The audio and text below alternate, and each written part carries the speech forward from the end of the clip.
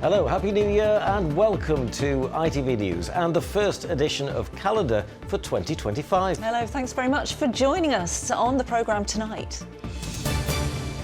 They just come out of the house and said, look at me caravan. I said, never mind your caravan. I said, you're lucky to be alive. A suspected gas explosion destroys a house and leaves a man with serious injuries. The blast in Yeaden could be heard for up to 5 miles away and saw nearby homes evacuated. We'll have the latest. Also tonight, communities are left counting the cost as torrential rain turns roads into rivers. After the New Year rain, clear skies today leading to frost and ice by night. And is there really talk of snow by the weekend? I'll have your full forecast a little later on. The father of missing Andrew Gosden from Doncaster on their now 17-year search for their son. We're another year on. We've still got no clue, and we have tried everything. And did New Year's Day give us the goal of the season? Sees the keeper off his line. It is the most magnificent goal on the hour mark. We'll hear from Josh Windass about his worldie at Hillsborough.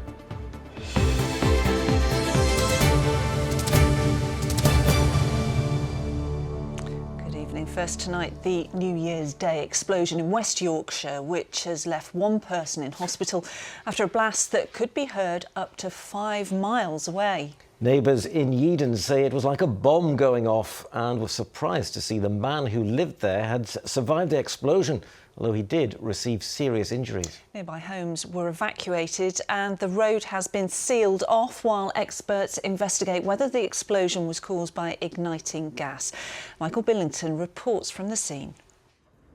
The scene of devastation left just hours after an explosion which tore through a man's house near Leeds. They just come out of the house and said, look at me caravan. I said, never mind your caravan. I said, you're lucky to be alive. As you can see, it's as if a bomb's gone off in there, isn't it? This is what's left of the home on Marshall Street in Yeaden. The road cordoned off today while investigations into the cause of the explosion continued and neighbours whose homes were evacuated returned to survey the damage. Well, it's blown all these windows out. It's blown the gable, the partition wall, which separates two houses. It's blown that into the other house. It's blown the other house windows out. So there's two houses that are probably going to have to get demolished, maybe. I'd have thought so anyway. They won't be able to save them, not a chance. It was around 10:30 last night that police, paramedics and the fire service were called here following the blast, which some say could be heard up to 5 miles away. This doorbell footage capturing the very moment the explosion echoed around neighbouring streets. At first I thought a car had crashed into the house. It was so loud, everything was shaking. So when we checked our house to make sure that nothing had happened, we come down and people were shouting that it were fireworks. And we were like, there's no way that were fireworks. And then someone come running from round corner saying someone's house had exploded, and then that were it was just like absolute chaos. Sirens everywhere, blue lights, all this road was full of blue lights, gridlocked. Just everyone was panicking really, just hoping he's okay. It was very unknown whether there was someone in the house. I think there's been rumours that there was like an old gentleman, so I hope he's okay. The 57-year-old was taken to hospital suffering serious injuries. The house and a neighbouring home have both suffered substantial damage, according to police. Their fate tonight remains unknown. Michael Billington, ITV News in Leeds. Yes, shocking scenes there. Well, New Year's Day also saw roads turn to rivers as waterways across the region broke their banks. Transport networks were left flooded, with railway stations closed and cars submerged after the heavy rain. This was York today, where a flood warning remains in place for riverside properties on the River Ouse. Water levels are expected to peak later this evening. The heavy rain left people needing to be rescued by emergency crews.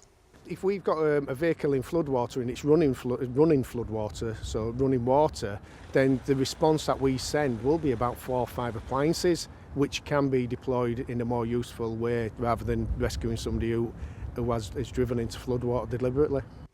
Elsewhere in the county, the route between Skipton and Harrogate has been closed because of a landslide on the A59 in Kexgill. The route isn't expected to reopen for 3 weeks. It's a really poor start to the year for us, given the numerous issues we had with this road last year. It's very prone to landslips. That's the reason we're doing the £68 million scheme to realign the road in that location, because we realise it's a key link across the county between Harrogate and Skipton. There were similar scenes in West Yorkshire, where fire and rescue crews received more than 50 flood-related calls. This was one of their call-outs. And at the Battyford Sports Centre in Murfield, they're facing repairs of up to £150,000. The club is no stranger to flooding, but this was the scene yesterday after the water came so quickly that volunteers didn't have time to put their flood defences up. Well, now the community is counting the cost, as Helen Steele has been finding out. Well, as you can see, the water has receded here in the car park of the sports club, but the clean-up effort really has begun in earnest. Dozens of volunteers have come out, and I can speak to one here. Debbie, why have you come down? Our son plays for the under-10s team, and so when the message went out, a call for arms, we were here. The club and the coaches do so much for him. Thank you so much. I'll leave you to it to carry on. Thank you.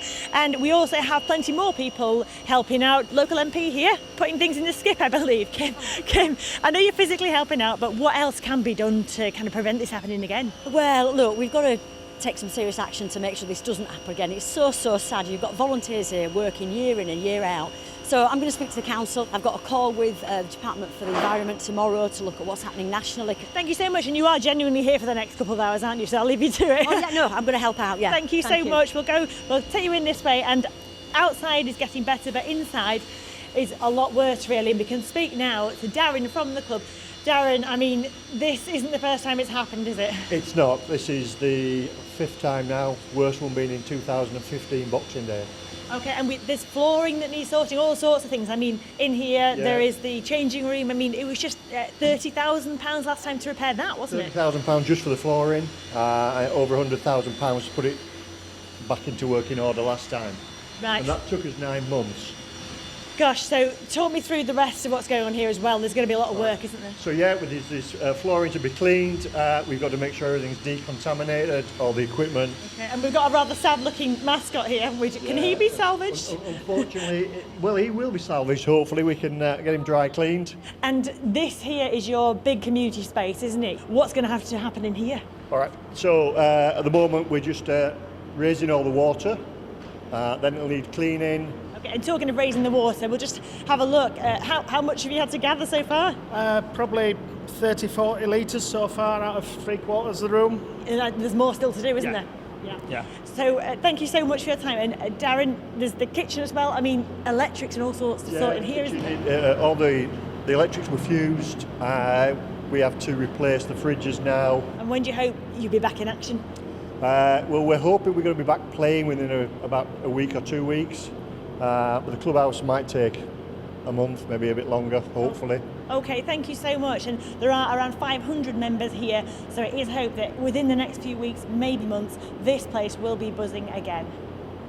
Yeah, I'm sure it will be, and great that everybody's pulling together on that as well. So all eyes on the weather, very much so at the moment. Is it? Yeah. Yeah. Yeah, I mean, it's not like, oh, I told you so. We were just so worried on Tuesday. We were chatting about it, weren't we? That it was just this stream of water that was just coming in from the southwest. And the worry was that there was going to be 75 to 100 millimetres. There was in the northwest of England. And we still got around 72 millimetres at Bainbridge in West Yorkshire. That's a lot of rain in 24 hours, over half of the month's worth.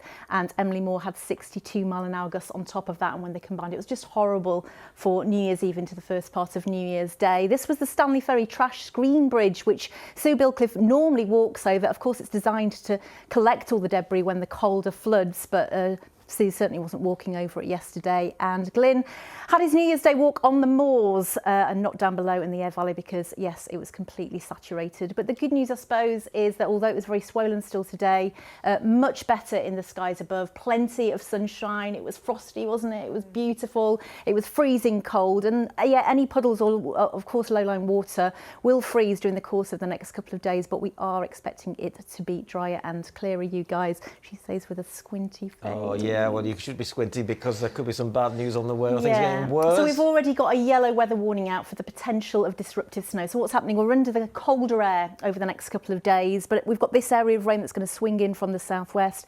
And the usual story is it hits the colder air. For us, I think from Saturday evening onwards into at least the first part of Sunday, so the overnight period, quite widely it could give us 5 centimetres. The warning currently is for 30 to 40 potentially over the Pennines. That will be disruptive if it happens, on top of strengthening winds. So you're looking at blizzard-like conditions and then a rapid thaw, so maybe even the risk of some flooding. So stay tuned over the next couple of days would be my advice. And the forecast is, of course, coming up a little later on. See you then. Thank you. Good to know, thank you. Now, as New Year begins, it marks another year since a teenage boy was last seen by his Doncaster family. Andrew Gosden went missing back in 2007 after taking a train to London. He was 14 years old. Yes, well, since then his family have been searching for him, but so far his disappearance remains as much a mystery as it did over 17 years ago. And the Christmas period can be especially hard, as Andrew's father has been telling Martin Fisher. For Kevin Gosden, the passing of 1 year and the start of another simply takes him further away from the time he last saw his son Andrew. Never far from his thoughts, birthdays, anniversary and Christmas can be especially tough. I mean, that's the thing. That's why those times are difficult. In practical terms, you think we're another year on, we've still got no clue, no direction that we've not tried to explore that we can possibly think of, and we have tried everything. Andrew left his home in Doncaster in September 2007, took money from his bank account and bought a one-way ticket to London from Doncaster station. He was last seen on CCTV leaving King's Cross station. We've had an Andrew candle for a lot of years. I mean, this one started out above there. We only light it, on the whole, 3 times a year. Andrew's birthday, the day he went missing, and Christmas Day. And yeah, I guess lighting it Christmas Day this year, you're thinking, well, I know it started off up there. That is a lot of burns. In the intervening years, there's been extensive searches in London. Andrew's image has been digitally aged. There's been leads from the internet and even arrests, but all ultimately have come to nothing. You know, I've had people messaging going, well, I've done an AI facial recognition thing and here's somebody in Peru who kind of bears some similarity or whatever. But, you know, certainly nothing to be able to really do a lot about. Kevin supports the charity Missing People, and their support has helped him through some tough times. The only people out there who really understand, who really get it, somebody disappearing, there's no burial or cremation or ritual to go through to bring that feeling that that's sad, but it's ended. Kevin still lives in the home Andrew was brought up in, his bedroom still awaiting his return. We love you like we always did. We were always proud of you. I mean, you know, you wouldn't even ever have to speak with us again, but we would just so love to know that you're okay. Make all the difference in the world. As a new year starts, Kevin hopes he'll see his son again. The passage of time just deepening the mystery of what happened to Andrew Gosden. Martin Fisher, ITV News in Doncaster. Yes, let's hope there is some news this year. Now then, still to come before 6:30 on calendar, I head into the heart of the Yorkshire Dales to meet an artist who captures the countryside in the most remarkable way. Next, it's 16 years since celebrity Jade Goody died of cervical cancer, and in that time more and more women have seen the importance of having regular cervical screening. If caught early, the cancer is usually treatable. But thousands of women in Yorkshire who've been invited for an NHS check-up haven't taken the offer up and, as a result, could be putting their lives at risk. Catherine Senai has the story. 9 years ago, Mandy Parker's life was turned upside down. As a busy mum, she delayed her cervical screening by 4 months, but when she finally did get around to it, abnormal cells were found, and 6 weeks later she was diagnosed with cervical cancer. Within 17 days of receiving the diagnosis, I was in having a radical hysterectomy. And so I had everything removed, and the operation was long, it was complicated. I've been left with after effects of surgery, and then you left with a sword of Damocles about, will it return? My children crying and worrying that I was going to be okay. During a cervical screening test, a small sample of cells are collected from the cervix. The cells are then tested for the human papillomavirus, otherwise known as HPV, that can lead to cervical cancer. Anyone with a cervix between the ages of 25 and 64 are invited for regular screenings by the NHS.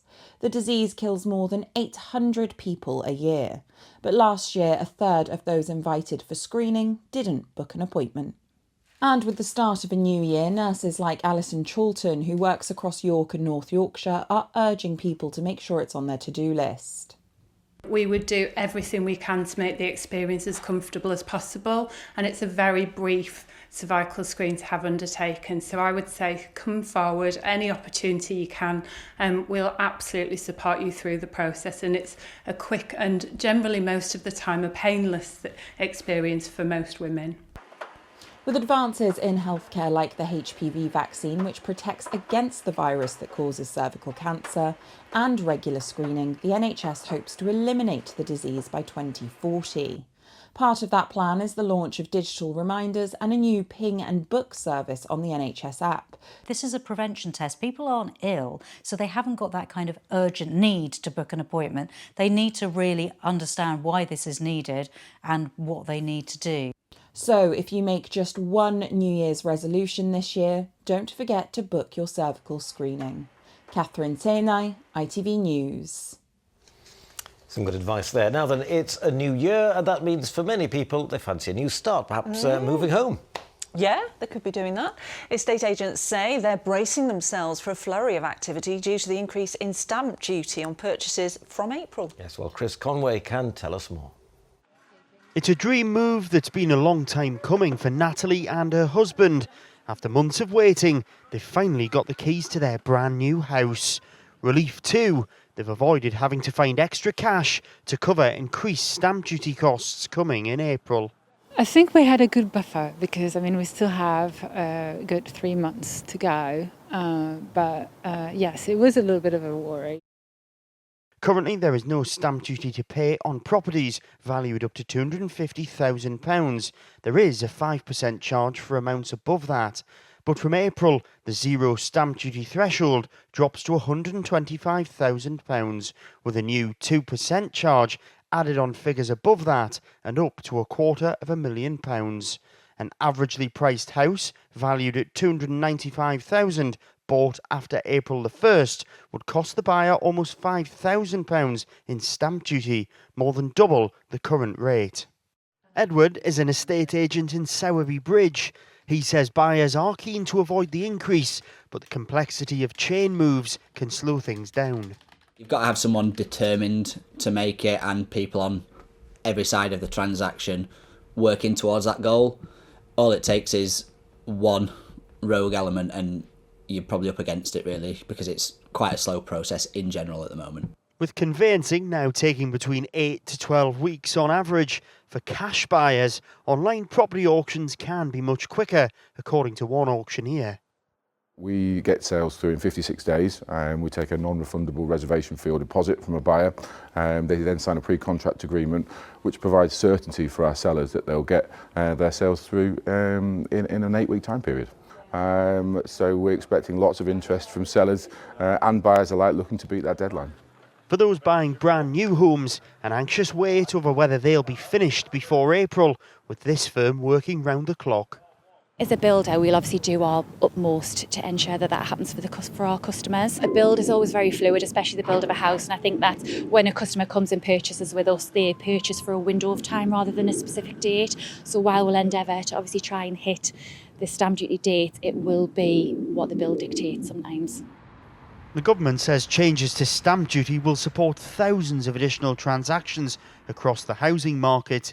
With the deadline for the changes looming, it seems for those looking to buy, the race is on. Chris Conway, ITV News.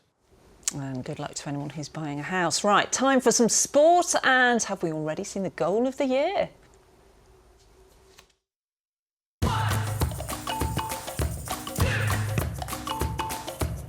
Xero Accounting Software sponsors ITV Regional Sports Report. And it's a very happy new year to our lovely Chris, who's here with us. Happy New Year to you too, both of you. Nice to see you. And you. What about this goal from Josh Windass yesterday then? Yeah, not bad, was it? Yeah, David Beckham, eat your heart out if you remember that one. A New Year's Day spectacular from Wednesday's Josh Windass in their 4-2 win over Derby County at Hillsborough. Here it is in all its glory. I'm not sure there's many who'd have even thought or had the audacity to try a shot from here, but Josh is Dean Windass's son after all, and he's never been short of confidence, has he? But I'm not sure Dean ever scored a goal like this one before from inside his own half. Surely a contender for the Pushkas Award as the best goal of the calendar year. In 2025, he's only 2 days old as well. That's now 5 goals in 5 games for Windass. Here's what he had to say about his latest after the game. Smudge just flicked it around the corner and I thought, I've not been on long, so I'm not going to run any further because I was quite cold. So yeah, just hit it and it just went in. As soon as I seen the keeper of his line, I knew I could reach. So it was just getting the technique right. Obviously, when I found out I weren't playing today, I was thinking, oh, could my run end today? But no, luckily I came on at half time. Obviously, the gaffer made a decision to not play me, so just got to dust down and get on with it and carry on. Just as well they brought him on then. Really good goal for Wednesday. Yeah, incredible. They've had a really good festive period as well. Apart from that defeat at Preston on Sunday, it's been quite fantastic for the Owls. Head coach Danny O'Rourke is staying despite reported interest from Southampton, and they're now just 3 points off a championship playoff spot after yesterday's 4-2 win over Derby. Barry Bannon put them ahead before Windass's worldie, and then further strikes from Jedi Gassama and Anthony Musaba ensured a great start to the new year for the Owls. Elsewhere in the championship, Pascal Stroik's late penalty looked to have given Leeds their 10th consecutive home win before Danny Bart's equaliser in stoppage time for Blackburn. But despite that disappointment, Leeds actually extended their lead at the top to 3 points after Sheffield United were beaten 2-1 at Sunderland. That's just 1 point over Christmas for Chris Wilder's men.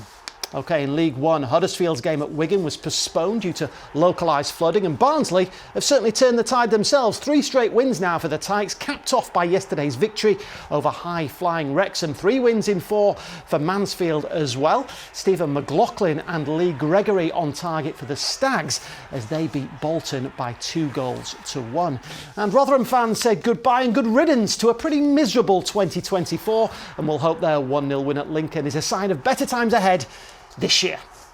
And in League Two, Doncaster are second after Billy Sharp struck in injury time to give them a 2-1 win over Fleetwood. That's 10 goals now for the season for Sharp, who turns 39 next month. Elsewhere, Clark Adore rescued a point for Bradford with 2 minutes remaining as the Bantams drew 2-2 at Barrow. Harrogate lost at Salford, and Chesterfield were 2-0 down to the MK Dons by the time Darren Oldacre scored this free kick, and try as they might, somehow they couldn't find an equaliser. And that is your New Year's Day sport in full. I've waited all year to hear that. You always say that. Thank you.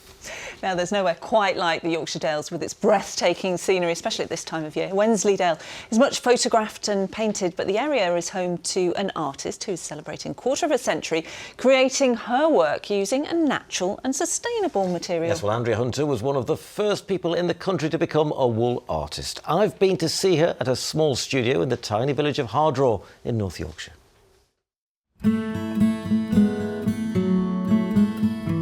Not much can top the breathtaking scenery of the Yorkshire Dales. Nestled at the top of Wensleydale is the tiny village of Hardraw, from where an artist takes inspiration from the hills and the sheep who inhabit them. Andrea Hunter is no ordinary artist. Tease the wool out from the top. She's made her name creating stunning felt works using wool. Very good. And the end results are quite simply amazing.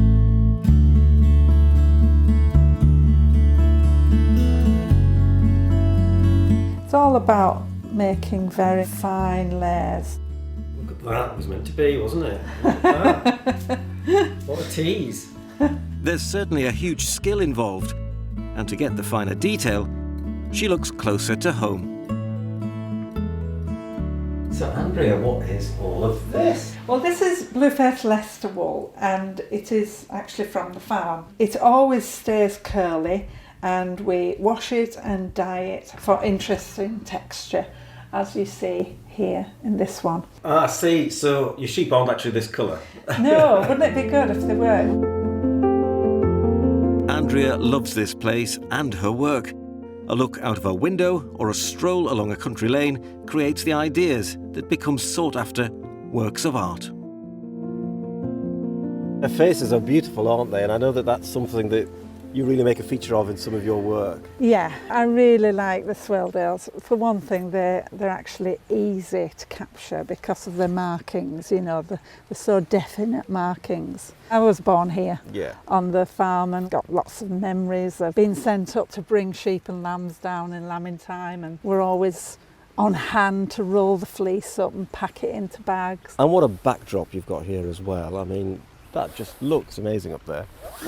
Yeah, it's a beautiful place. I'm very privileged to live here. The winter with the wind, there's more atmosphere, you know, and when I'm doing pictures of the sheep, the rawness of the black and white, it fits the landscape. You know, it's just perfect. With her latest art piece ready, it's time for the felting process to begin. Yeah, just this bottom area. And who would have thought bubble wrap would play such an important role? So, Andrea, what have you got me doing now? You're creating the friction, and that is really important because the friction makes all the scales on the wool knot together, and that's when the wool becomes felt. And in doing so, the picture will shrink by about 20%. It's all incredibly clever, and Andrea's felt creations can be found in homes all over the world.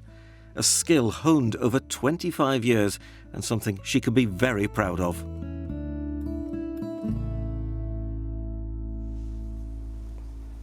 Beautiful pictures. Lovely. If you need me to roll some felt for you, know where to come. I do. It'll be a bit more cold up there today. Here's Kerry.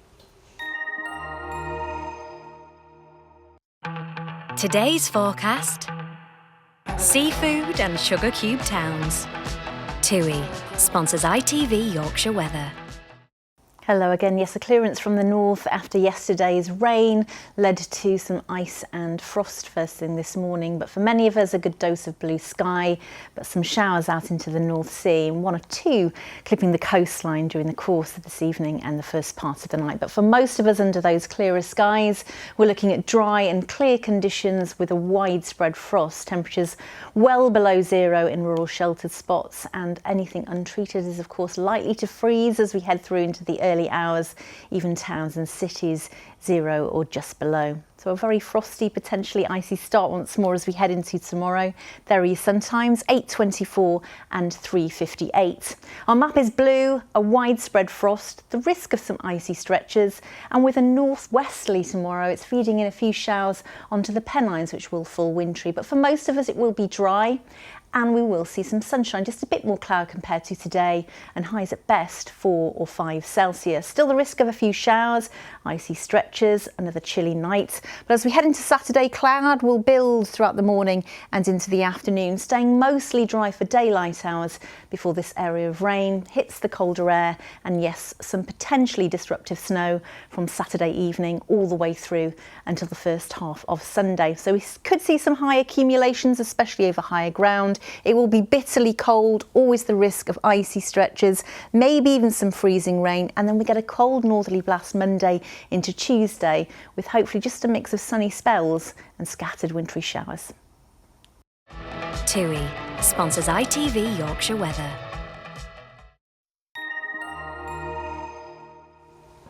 There you go. Maybe some people got some sledges for Christmas. Yeah, let's hope so. Yeah, it's going to be a You'd need one up winter. in Wensleydale, wouldn't you, if that weather's coming? Absolutely would. Yeah, lovely place. Wrap That's the up first warm. one, isn't it, of the year? Done. It is. Happy New Year to you all. Yeah. Happy New Year. See you tomorrow. Good night. Bye-bye. Bye.